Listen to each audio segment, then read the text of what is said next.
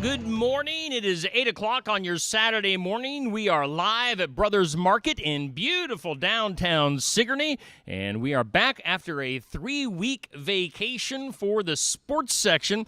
And let's go to Alan and Bruce, and they've already got their first guest lined up for this morning. Shay Moore, guys, take it away. Thanks, Steve. Good morning here, and welcome back. Hope you had a good Thanksgiving. Our first guest here today is Coach Shay Moore of the Sigourney High School girls basketball team. Right now they're undefeated, 1-0. Shay, welcome and thanks for coming in. I guess let's just first get started here with if you want to talk about your players, kind of who your starting lineup is, girls off the bench, the rest of the bench. Yeah, we were really excited. We ended up with 14 girls. I know it doesn't seem like a lot, but the last few years our numbers have been a little bit lower than that. So we have 5 seniors, and then we have our 3 juniors, and we have 2 sophomores, and we have 4 freshmen out. So we have some good numbers in there. Our seniors are Carly Goodwin, Amaya Smallwood, Aaron Dawson. Those 3 all start, and then we have Ava Finneran, who comes off the bench for us both as a guard and a post, and then Olivia Hammis, she's a post also, and then rounding out our starting lineup is Josephine Moore and Ava Fish, who are both juniors. Okay. And then McKinley Chittick also comes off the bench for us and does a nice job as a guard. Okay. I knew you went to a jamboree there at Pekin against Van Buren County. How did that go? I guess I didn't really get to talk to you to see how it even went. It wasn't real pretty, as most of the time, you know, those first jamborees aren't kind of getting the cobwebs out. But it's always nice to go play somebody else and really get to see like where we're at, what do we need to work on, what maybe we need to hit a little bit more, a little bit less in practice. So I think we end up winning 22-12. Is Van Buren a bigger class than us for basketball, or? I think they're 2A. I think maybe. I'm not sure. So on your offensive side, I know the last few years when Zach Tremmel coached, they kind of based their offense around one person, whether it was a big post or a speedy point guard. How does your offense run this year? Actually, I was really happy this last week when we played. We had 4 girls score in double digits, and that's really our hopes. We had a couple girls shoot it well from the outside, and then Josephine Moore's been a constant for us in the post, and then Erin Dawson has played a lot of travel ball, and she's looked really good so far this year, so we're really hoping we can do both in and out. And I know you had a game there last week against Albia, and I know we came out victorious 56-35. You want to just tell us a little bit about that game? Yeah, we came out on fire. I told the girls I'd love to say that this is going to happen every game, but the reality is it's probably not. We got out, I think it was a 25-0 first quarter lead, so we shot it extremely well. I think it was 88% that first quarter. And that really was the difference maker in the whole game. So after that, it was pretty much even. I was really happy. We pressed and got some turnovers off of that and were able to convert. And so that's always really important. Saw some things we need to work on. And so that's kind of been our focus this Thanksgiving break. And do you have an assistant this year? Craig Moore is my assistant again, so I've talked him into doing that again, and he does a really nice job with the JV, and he's someone who really wants the girls to understand things, you know, not just this is our offense. He's trying to teach them the whys and the hows of the basketball. I guess the one thing nice about having only 14 girls, though, is everybody's going to play a lot. Yeah. JV and varsity. So Yeah, definitely. You know, we have 6 that play primarily on the JV, and you know, obviously 4 of them are freshmen, and they're a little bit raw, but there's some potential. I was really pleased with them during their JV game. The first half was really close. Just a few points, and then Albia kind of pulled away that second half. But we saw some really good things from them, and we have a couple girls out that hadn't played or had maybe only went out in junior high, so I was glad to see them come out. okay. Now, do you think the girls wrestling has hurt you guys in basketball, and then just over the state? How do you feel about that now? We did lose one girl, and you know, I said it was really tough because I know she would have helped us, but I also know she's going to be a really good wrestler. So it's one of those, you as a coach, you just want to see athletes doing things, and I know she's going to do well. And I told her, I said, you know, I'll be your biggest fan. But yeah, definitely. I was talking with Larry Achenbach. He's from our area, and he's in Albia right now, and he said they lost a 2-year starter. And their wrestling program, I believe he said they have 18 girls out and only 15 girls for basketball. So, yeah, definitely, I think we're definitely going to feel that impact. So do you think that that's going to affect the conference overall as far as, you know, strength of schedule and how and tell us a little bit about your conference schedule and kind of where you're at and where you think you might finish? You know, I've noticed the last few years, some teams have struggled anyway to put JV programs together, and I think for a few years it's definitely going to hit the conference. I know we have several schools this year that won't have JV schedules, so that's tough then to, you know, get your JV kids reps who are going to be your varsity kids in the following years. So it will be really interesting to see overall how that plays out. But, you know, obviously the other side of our conference is really tough, as it always is. You know, North Mahaska, they return a lot of their players. Montezuma's always tough. Linville, Sully, you know, those same ones. And then on our side, hopefully it's going to be us and Iowa Valley and EV kind of battled out a little bit like last year. I think it's going to be one on our side where any given night anyone can beat the other team. So. And another question I got here is coaching your daughter. How's that going, and how's that work? Does she just treat you like another coach, or is it mom, or? You know, I would say last year is a little bit worse.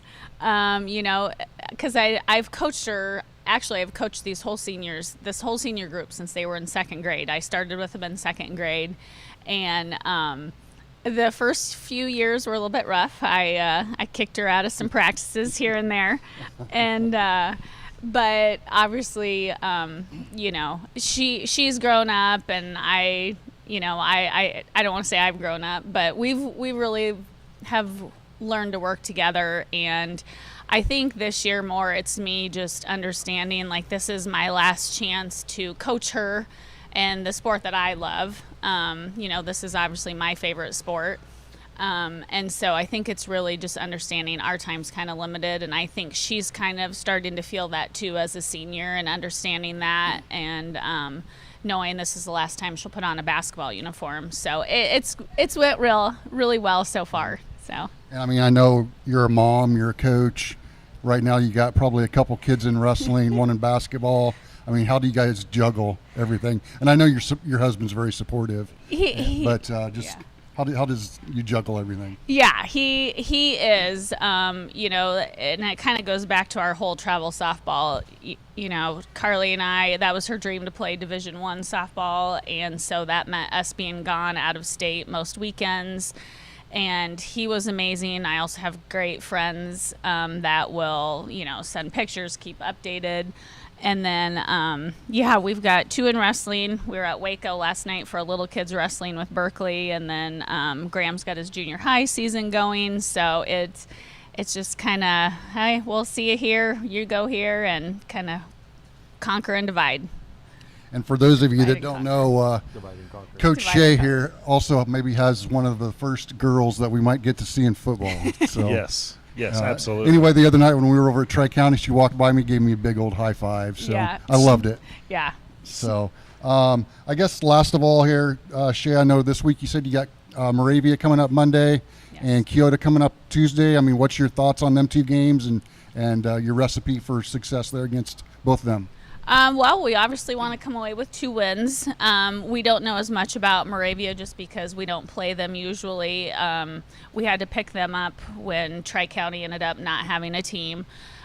So we want to go out and do the same things. One of our focuses this week was on getting better in the half-court defense. Like I said, at Albia, I felt like we turned them over in our press, and then once we took that off, we kind of got stagnant. And so just trying to up things up with that. And then Keota will be tough. They're quick. They're athletic. And so we normally have a height advantage there, and we want to take care of that and use that to our advantage. Okay.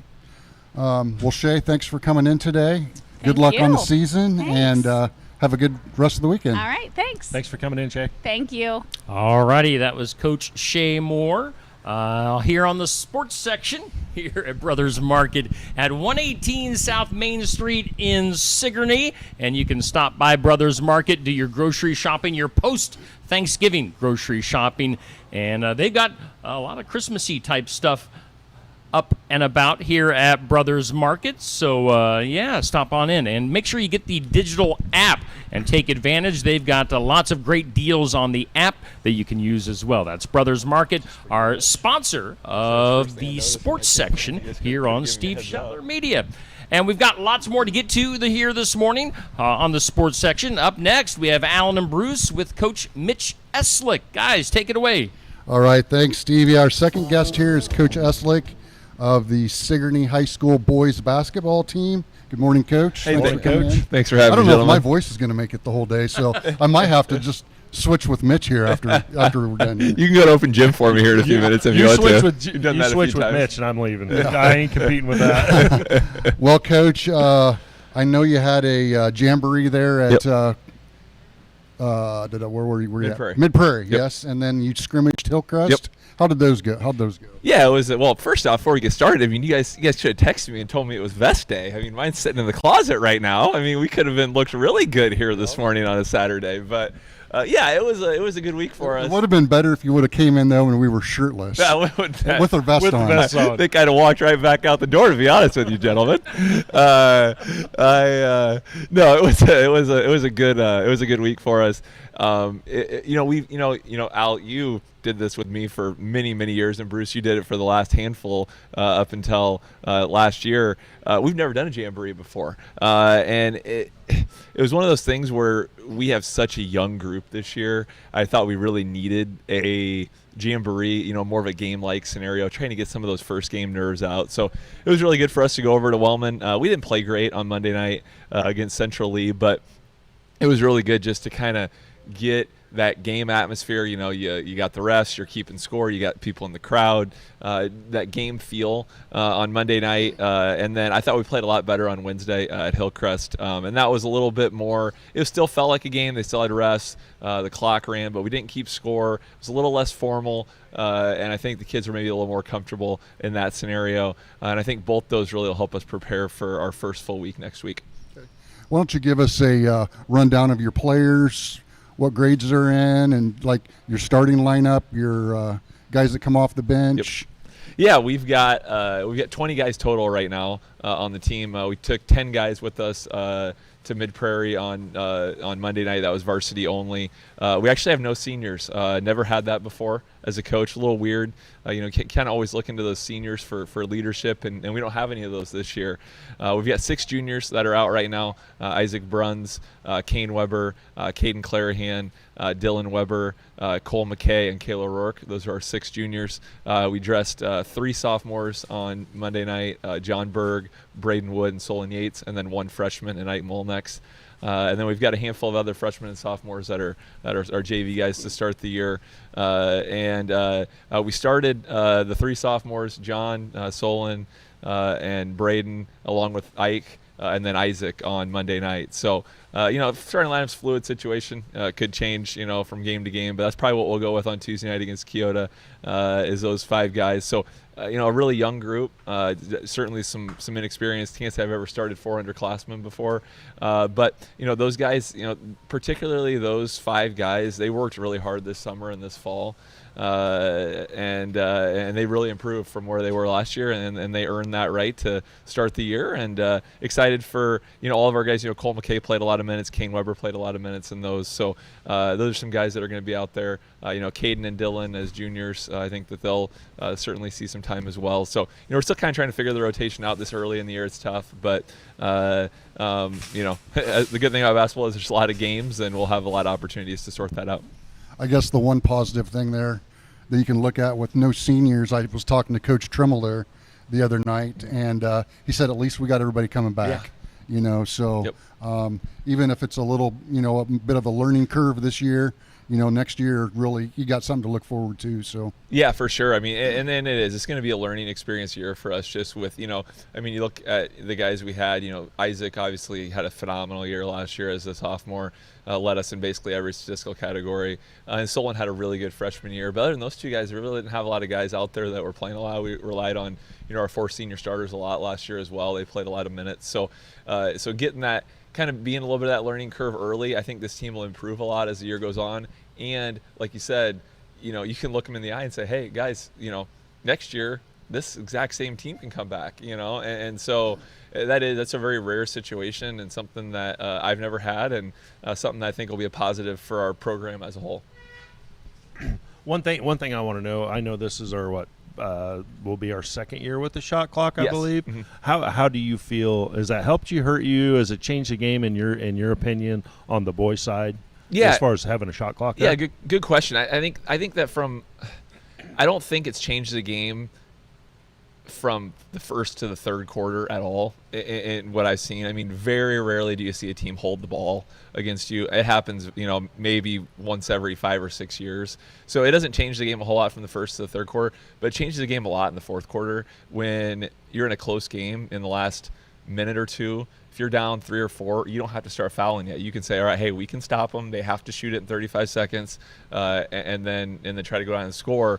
And it just, that end of the game scenarios change a lot with the shot clock. I feel like, I think that offensively, the way that we want to play, we want kids to have the freedom to shoot. So we don't get down in the shot clock very often. Normally someone shot, my philosophy's kind of always been at the high school level, shoot it before you turn it over, because, that seems like that happens a lot, So, we've never wanted to play that way where we hold the ball and we're real patient. We've wanted to get shots up. So I don't think it's really changed the game a whole lot in the first 3 quarters, but it certainly has changed the game at the end of the game. Just,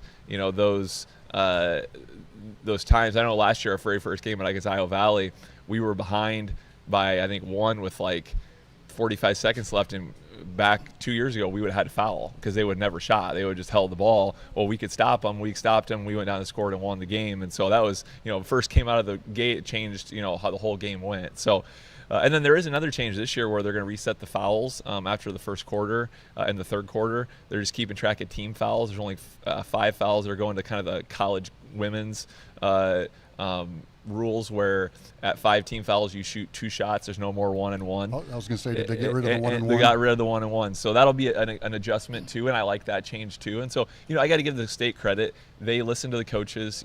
They changes that we think as a, not just me personally, but as a IBCA, the Coaches Association, they listen to what they have to say, and they make changes that we think are going to help the game. And I think those are 2 that definitely will. Interesting.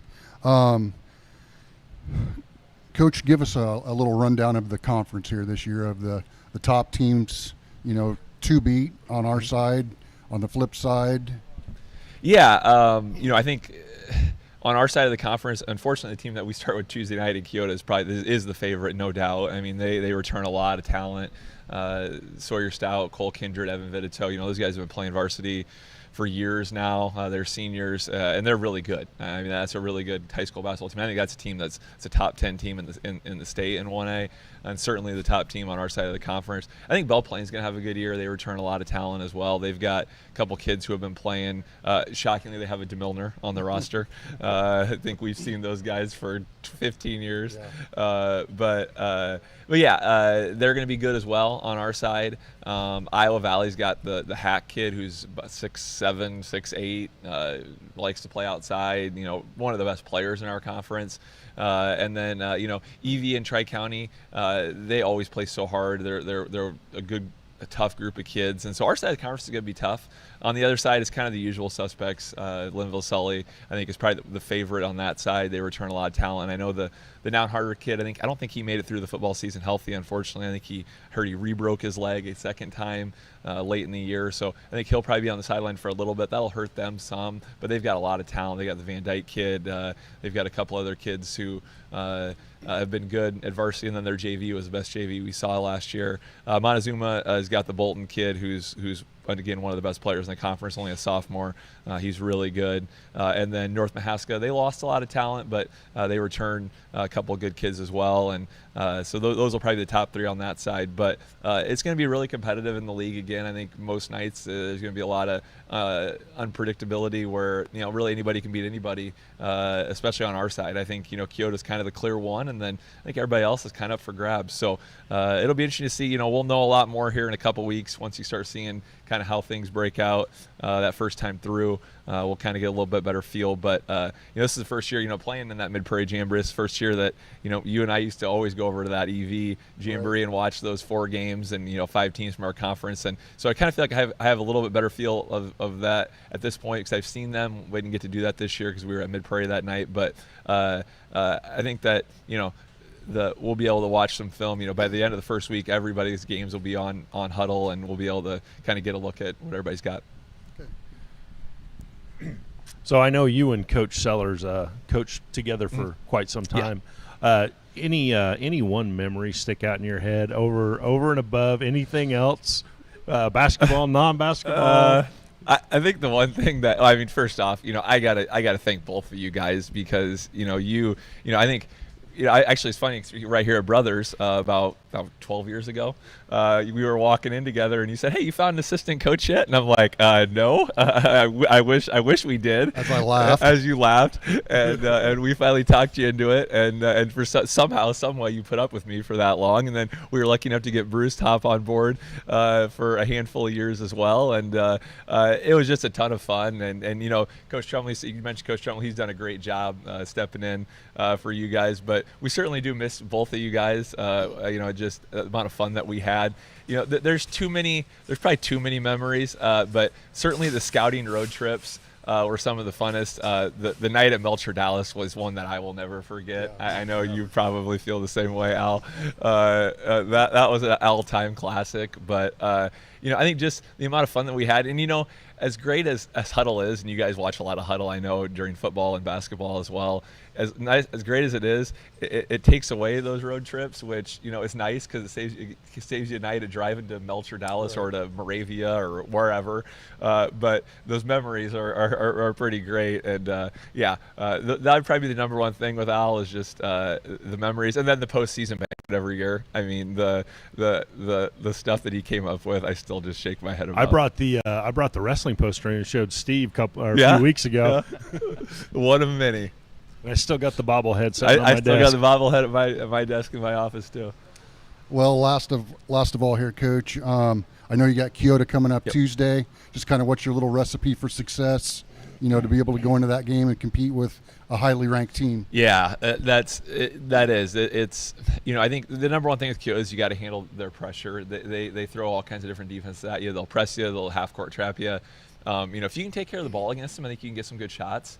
And then, we got to, Vidito is a tough matchup for us inside. I mean, he's strong, he's physical, he finishes around the rim, he's a really smart player. We're going to have to, team rebound. We're going to have to try to, make life difficult on him inside. And then, at the end of the day, we got to hope they don't shoot the ball well. If they come out and they make 10, 11, 12 threes, is one of those nights where it's gonna be tough sailing for us. But it's a tough first game, but at the same time, it's gonna really be a barometer to where are we right now. And we're gonna know right away on Tuesday night.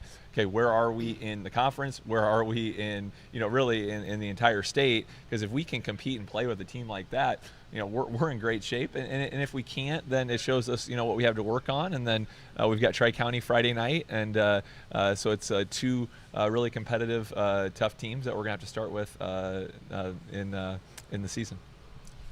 Okay, last of all here, Steve, I didn't want to disappoint Coach Eslick because I went through 11 years of banquets with him. So Coach Eslick is Sigourney's bachelor, number one bachelor.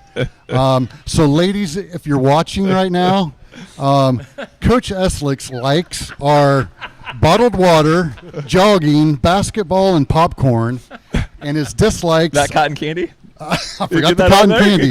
His dislikes are mowing, Louisa Muscatine, filming on top of the Eddyville press box, oh man, and hot dogs. That's pretty good. So, ladies, you can find him at the elementary Monday through Friday. So do you want me to ever come back and do another one of these, Al, or is this it? This is it, huh? This is the one? I just didn't want to disappoint you. I think maybe we should make this part of the Steve Shuttler Media programming. The Mitch Eslick stakes, the high stakes of dating Mitch Eslick. It can't be better than the Golden Bachelor. That's all I know. We can do weekly updates. Yeah. That was one of Mitch my found favorite anyone shows. yet? Those are going to be boring, boys. I hate to tell you. All right, Coach. Well, thanks for coming in today. Hey, good luck on the rest of the season, and we'll be out there to support you. It is always a blast with you, too. Appreciate you having me. All right, Thanks, Coach, so for as coming we in. get in between our guests here, we do want to say, talking about that Keota-Sigourney basketball game, now Athletic Director Lee Crawford and Thunder Country's Joe Millage have been kind enough to let Steve Shuttler Media come into Sigourney on Tuesday evening. We'll be broadcasting that game between Keota and Sigourney. Now, Steve Shuttler Media, we're focused more on the Keota Eagles during the basketball season, but it's going to be a fun experience. We've got our announcers, Eddie Conrad and Andy McGuire, lined up to do our announcing. We'll have a live scoreboard and updates throughout. We've got plenty of sponsors on board to make our broadcast possible. So we'll be kicking off Keota basketball, Keota at Sigourney, coming up on Tuesday right here on Steve Shuttler Media. And let's go back to Alan and Bruce here on the sports section. All right, thanks, Steve. Our third guest of the day here is Coach Austin Bruns. Is this your second year coaching, Austin? Fourth year, okay. I couldn't remember how many it was. Fourth year for the Sigourney Keota bowling team. I guess at first you just kind of want to give us a rundown of your varsity boys and girls.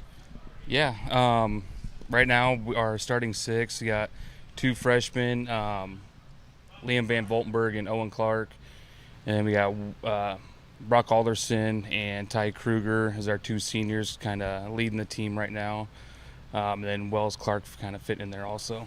Okay. And on the girls' side? Sorry, one of the boys, I forgot the Keota boy, Landon Griner on the boys' side. Girls right now, all we have is 6 girls, so everyone's bowling right now, which is great because we've been short over the last couple of years. We got Lily Bird, Sophie Young, Jaden Montgomery, Logan Bray, and Aston Richardson. Okay. And I know you've already had one meet, right, Yes. Against Pella Christian, and I believe you won both. Yes, And the boys boys won girls, big, I believe. Boys won big. They shot a 29.90. Right now our goal is to not shoot below 3,000, which is huge for us in the past. We missed 22 makeable spares. We could have easily shot a 3,200.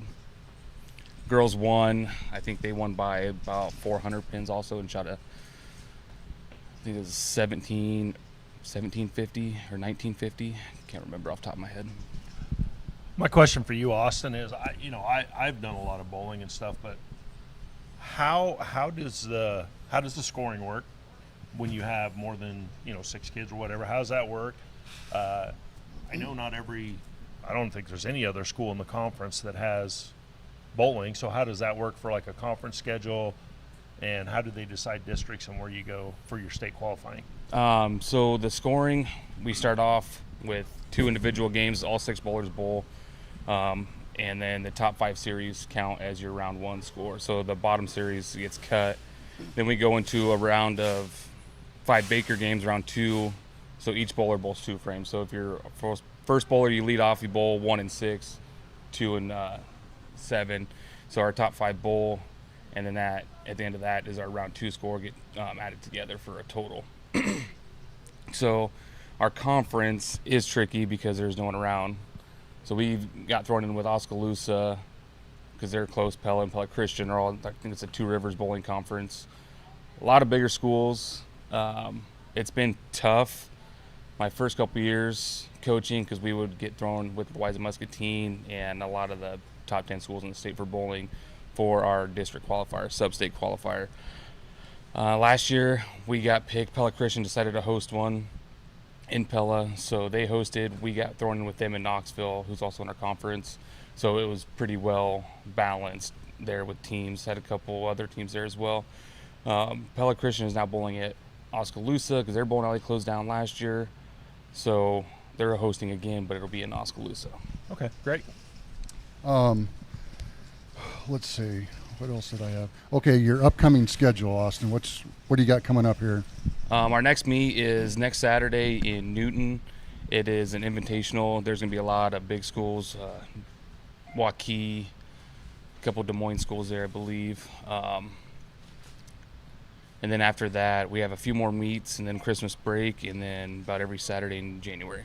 So to like get to state, is it like for individual, for team, both, and then like how many do they take? So they'll take top 4, and they can do team or individual.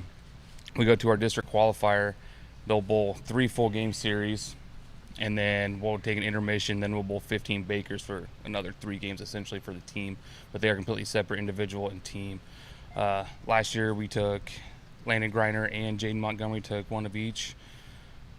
This year we're hoping to take a couple of boys as well as a team. Our boys are looking really good right now, and all we can do is get better from here.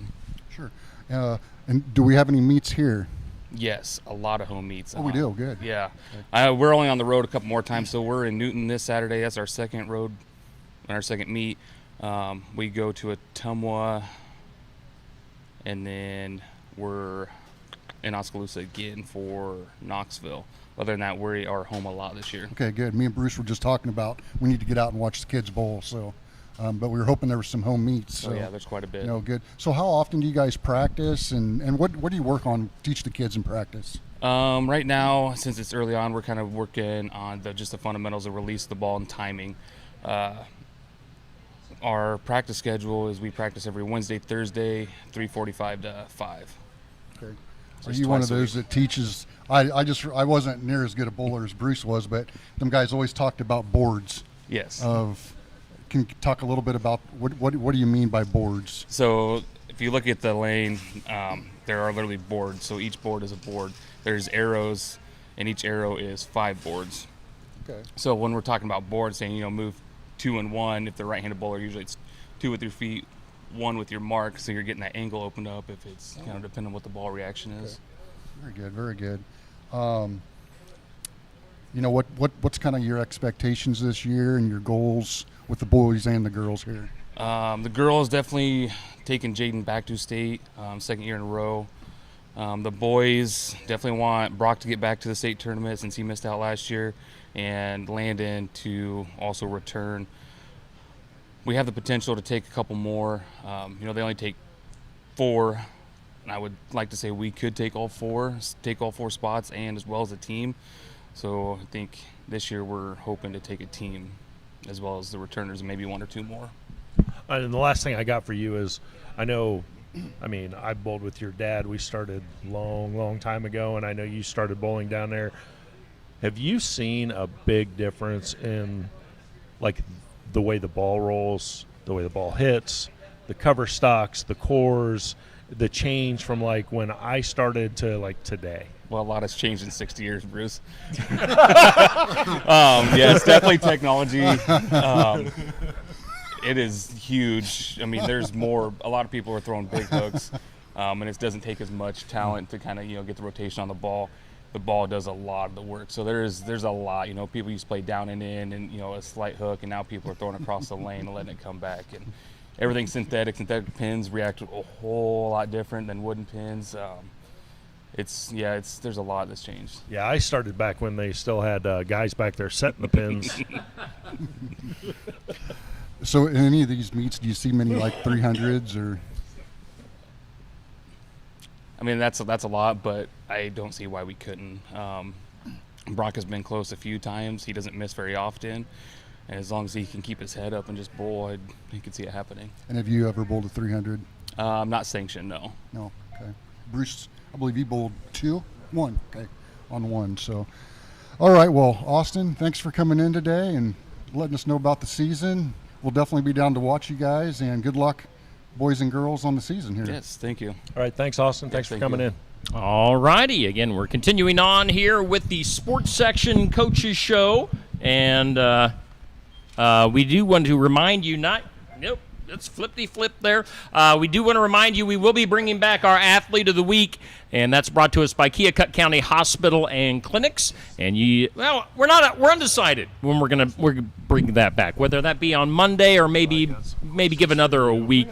So do stick around for the Athlete of the Week. The polls will be coming back for Steve Shuttler Media, sponsored by Keokuk County Hospital and Clinics. Also, before we go back to our show, do want to remind you probably have seen and heard here on Steve Shuttler Media that next week is going to be a very special edition of our sports section as Coach Bob Howard returns to Sigourney. And we'll have Coach Howard live here at Brothers Market, 1 hour with Coach Howard. And if you want to come in and be a part of the live audience here at Brothers Market, you can ask a question, bring up a topic of conversation, as we are really looking forward to having Coach Bob Howard of Sigourney Keota football fame, his 3 state championships, coming next week to the sports section here at Brothers Market. Let's go back to Alan and Bruce. Guys, take it away. All right. Thanks, Steve. Our last guest here for today. Coach Bruce and we kind of got desperate trying to find one more coach. They you did. know what? We were just like, Scraped. let's just, we were scraping the barrel. We were like, let's just see if Coach Vandenheuvel will come in and talk a little bit about wrestling. So gave him the call, got the nod, and here he is. So welcome, Coach. Thanks for coming in. Just talking a little bit of wrestling here today. You kind of want to just give us a rundown of your boys and now girls teams for your varsity level? Yeah, so it's pretty exciting right now. We got a lot of new faces in the room, and that's always exciting. When you can take a skill level and jump like a lot of those kids can do with effort and hard work, it's very satisfying. There's a lot of maturity, a lot of returners there. Some of the upper enders of the returners would be our returning state qualifiers. Brady Clark is one of them as a junior this year, and Jake Moore as a senior this year. Those will be the 2 returning on the boys' side. Reed Molnix is a returner, kind of getting through a very serious knee injury that happened early on in his football career. And we had a lot of depth on the boys' side. And those guys help immensely because they instantly are role models. And the kids that come into the room are looking for a role model, and those guys fill that position great. They've put in the work. They live lifestyles that are high level, and as a role model, it's not just being a good wrestler. I tell them kids all the time, this sport is bigger than this sport, and what that means is it's teaching on the boys' side to be good fathers someday. That's part of the sport. Getting your grades in. Some of those kids have seen my face when I get called up to the office because so-and-so's grades are not up to par. They don't like to see that face. I don't like to make that face. So they know right then and there, keep your grades up. We're student athletes. We say it every day. But then comes in the wrestling, and that is just it's a sport that it's a team sport, but it's a little bit different on the team side. If everybody does their job individually, the team just takes care of itself. And that's similar to a lot of other sports as well, but it's a little bit different in that aspect. But And then something pretty exciting in the school this year is we started girls wrestling. We do have 4 girls out right now. And, starting up something from scratch, there's always bumps and hills, and we're getting through them very quickly. And we've got a spearhead on the girls program that I've said it multiple times. She's a diamond. I'm telling you, you don't get an athlete like Rihanna Utterback, and especially to help you spearhead a girls program. She is something special, and we're super glad to have her in our room. So yeah, everything is headed in the right direction, no doubt. So on the girls' side this year, do they have like districts for like the boys to get to state, or? Yeah, so there's a qualifier, just very similar to the boys. I don't know if I've seen where that's at yet, but there's definitely a qualifier, so that's a step in the right direction for the girls. And it's the weight classes are different. Otherwise, basically, it's the same sport. At the end of the day, you got 2 people mano a mano going at it, and that's basically the sport in itself right there. And then so on the girls' side, now do they have like dual meets, or is there more of like a tournament-ish night, or like how does that, just because it is so early in the program, and some schools don't have a lot, some schools do. How's that kind of work? We're leaning a little bit more towards the tournament side of things with our girls, because exactly what you just said, Alan. You have 4 and building, but as a dual meet, that could look a little sketchy right now. Right. But at a tournament, that there's going to be other females at that weight, and you're going to get matches and stuff like that. So as of right now, we're leaning towards the tournament side of things. But in the future, as fast as growing as it is, we'll definitely see dual meets at the high school level here coming very shortly, no doubt. Excellent. I know. I just want to make a comment about wrestling. I know a lot of people say toughest thing you ever do in your life. Just to drive that home, I was watching an interview with Jason Kelsey. Great center, NFL, great athlete. He said the hardest thing he ever did was wrestle junior high wrestling. Can you kind of touch on the mentality that it takes to be a wrestler? Well, part of that, I'm going to go to something I read. It's been multiple years ago. And what I read was 78% of, I want to say, I'm going to mess it up, guys. It was 78% of what I think was the really high level Marine, is what I think it was affiliated with wrestling. So right there, we're entrusting our country, the baddest people on the planet, basically. 78% of them people were wrestlers. And to me, that kind of sums it up in itself right there, But if you really want to experience a good wrestling mentality, don't be afraid to stick your head in our room.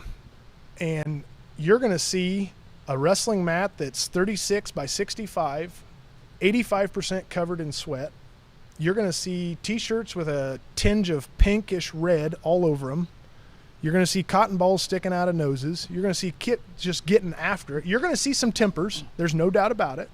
There's going to be some tempers, and all they're doing is fighting for the same thing. They're fighting for position. They're fighting for that. As we all know, there's a little alpha being thrown around in there. You're fighting for the alpha status. You're just competing, and there's nobody else out there when you take the mat to.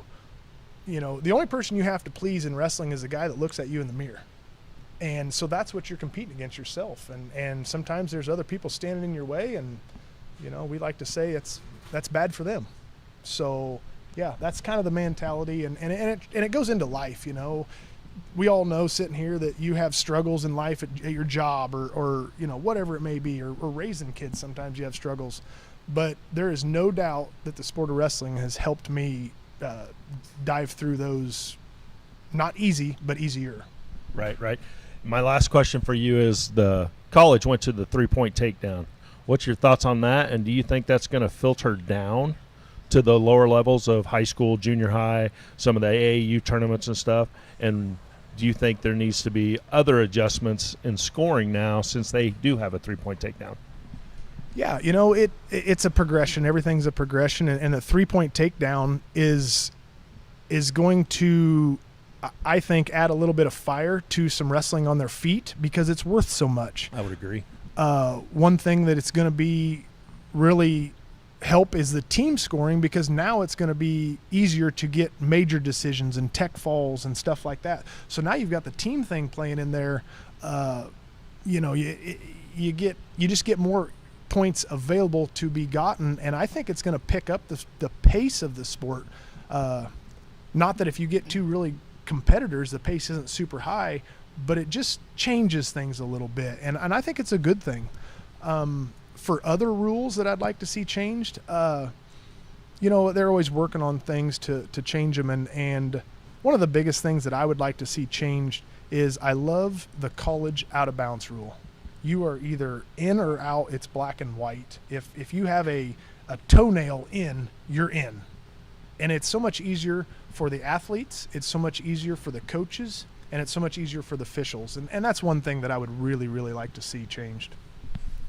Talking about aggression, we just coached the junior high football, but I'll tell you what, this past year we have a lot of wrestlers on the junior high football team, and you could tell it's one of the most aggressive teams we've had for many years. But and we do a drill in there where they're almost kind of wrestling, calling it the king of the ring, but man, these kids get after it. They freaking get after it. And nothing against basketball, but we're always trying to promote the kids to go out for wrestling and try it. It's going to help them. They have good footwork and overall. So, and I know even listening to Kurt Ferentz talk a lot about his recruiting process, he goes after a lot of wrestlers, and they're just more aggressive and better footwork. So I do like that. I guess on that note, Coach, I know this weekend or tomorrow, I guess it is, the big Iowa State. What's your prediction on that? Well, I'm going to predict right now that the state is torn about 50-50. If you're a Hawkeye, there's no doubt you want the Hawkeyes to win, and they have a great chance to win.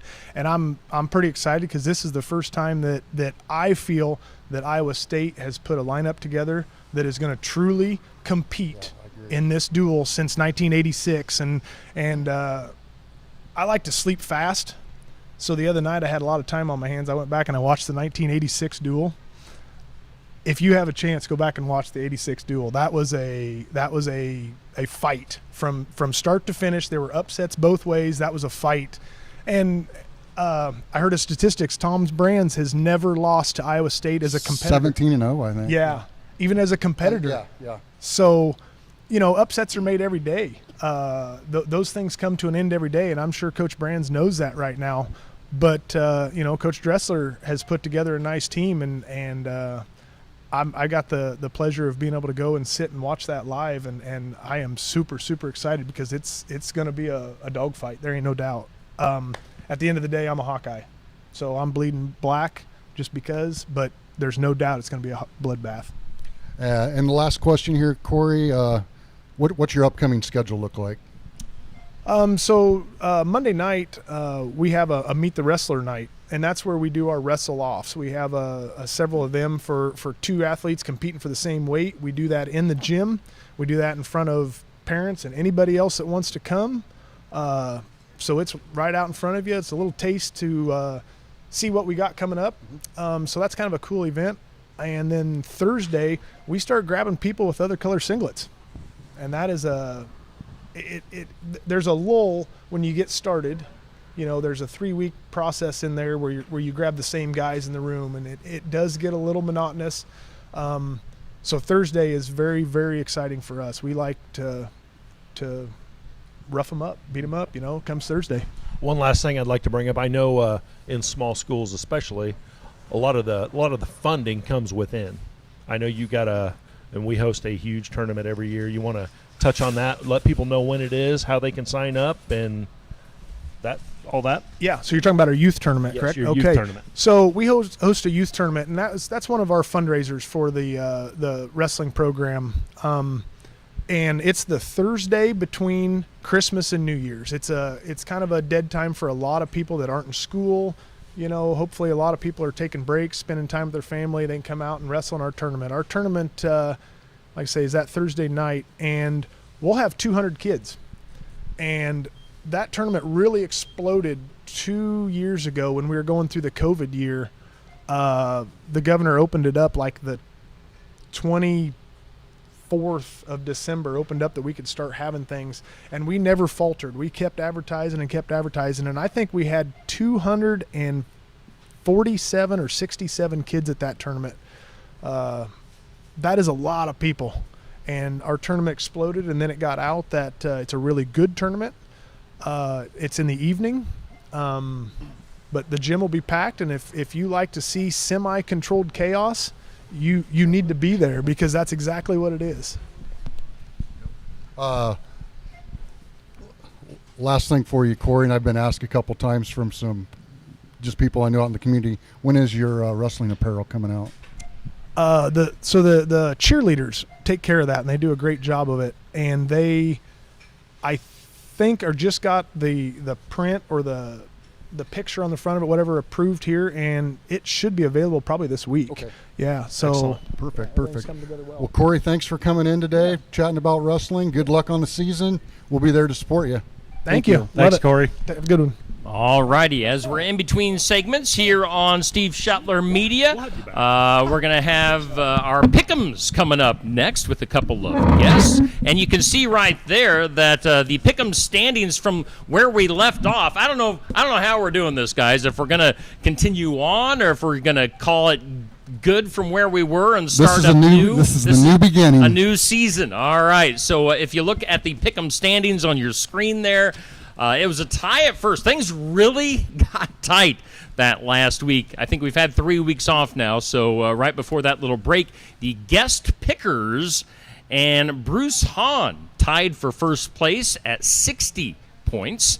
It was Alan and myself at 59, and then Rick Landgrebe, who has been missing in action the last show or two, he ended up at 52 points, a distant third. So, again, guest pickers and Bruce at 60, myself and Alan at 59, and then Rick at 52. So we are ready now, and we've got a couple of guest pickers. I'm not sure if we have somebody standing in for Rick and a guest picker or how we're going to do this, Alan, but I'll give it to you guys. Hang on here.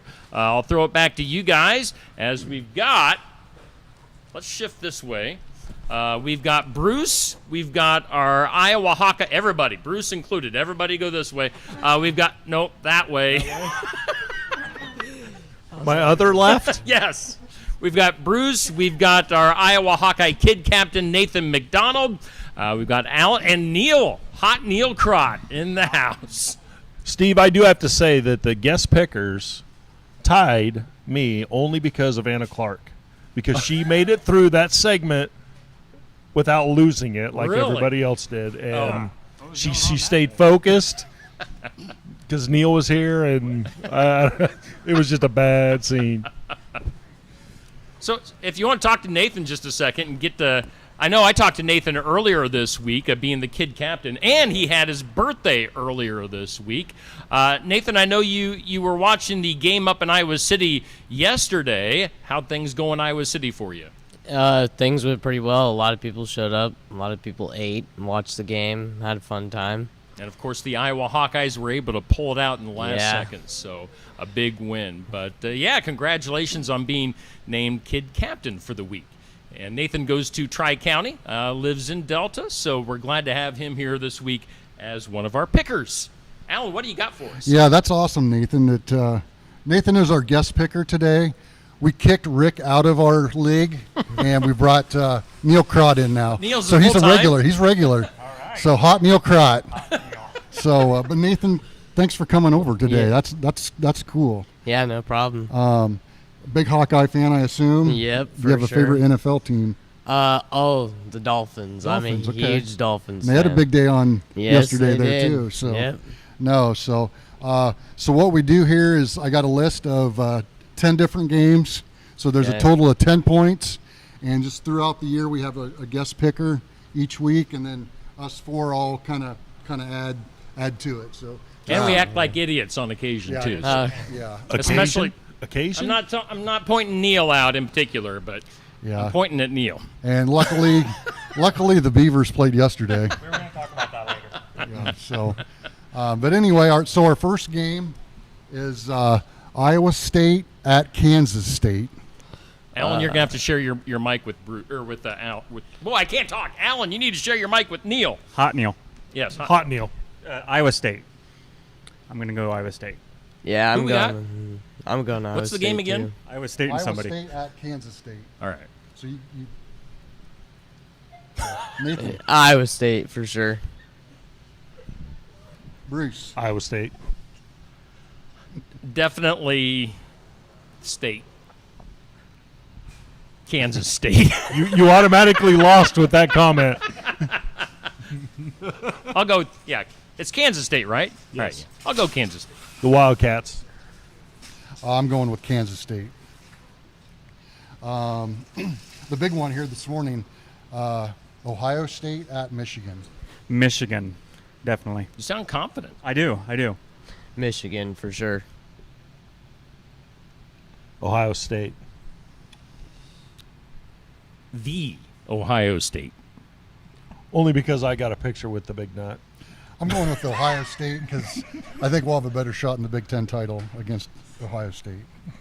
You know what the big nut is? I mean, we might want to explain that. No, just leave it there. He is the mascot that goes to every single Ohio State game, and when they got their butts whooped by Iowa, me and Al were there early enough to get a picture with him. Yeah, he was smiling at the beginning. Was but the not big nut happy. was cracked at the end. his paint was dripping. I'm glad with we got the tears. picture early Yeah. because I don't think he would have done it afterwards. Our third game is the Iron Bowl, Alabama at Auburn. I'm going to go with Alabama on this one. Why not Alabama? I absolutely hate Nick Saban, but I've got to go with Alabama. Yeah. Again, I'm with Bruce on that. Don't like Alabama, but I'll pick them anyway. Yeah, unfortunately, you got to go with Bama on that. Florida State at Florida. Florida State. Florida State. Florida State. Florida State. That's All right, minus I'm going 1 Florida point. State too. Okay, we're going to switch her up here a little bit. The Iowa versus Iowa State wrestling. Iowa, definitely. Yeah, Iowa for sure. Iowa.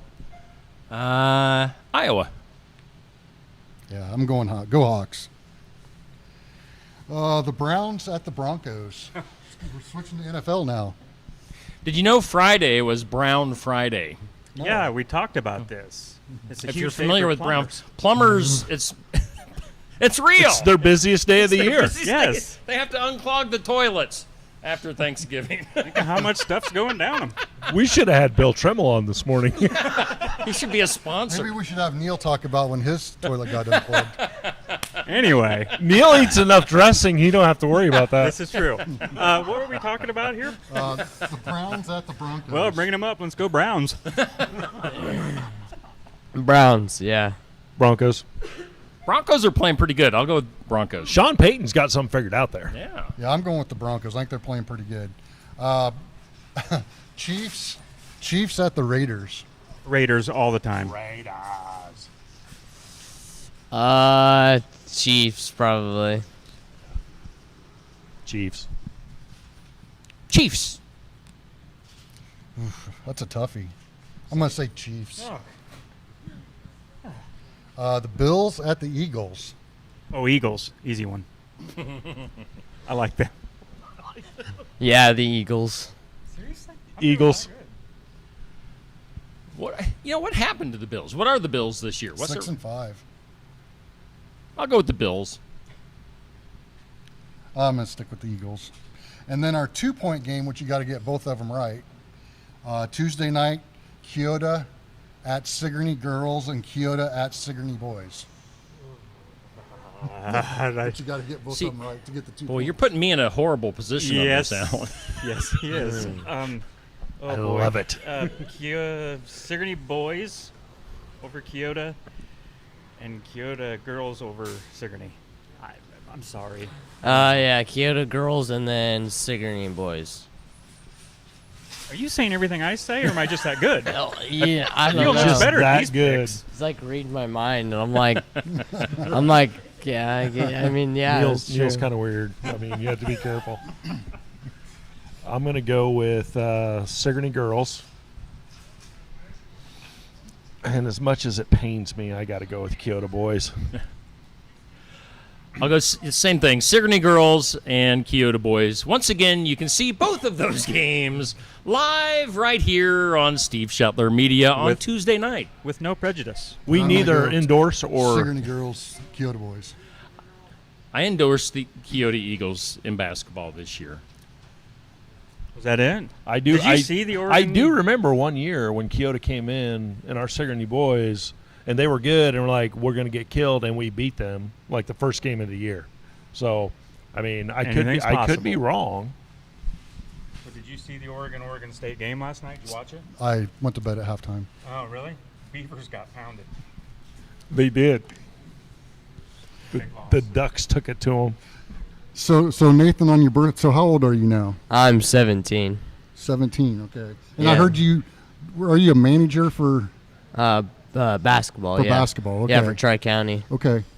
So I was trying to listen to some of the interview, and I caught you said something about manager, but I wasn't for sure Yeah. which sport. So very good. Well, that's cool. We'll get to see him on the sidelines Yeah. some this year. Yeah, Yep. we'll get to see you a couple times then when we play over there. The last thing I got is I need to send out a big shout out to, they released the all-state football teams this year. We had 5 guys make it: Evan Vititoto, Connor Strand, Cole Kindred, Jake Moore, and Isaac Bruns. So that's a pretty big accomplishment in the state of Iowa to be first or second team all-state in football. Definitely. So that was great. Awesome. Thanks, Steve.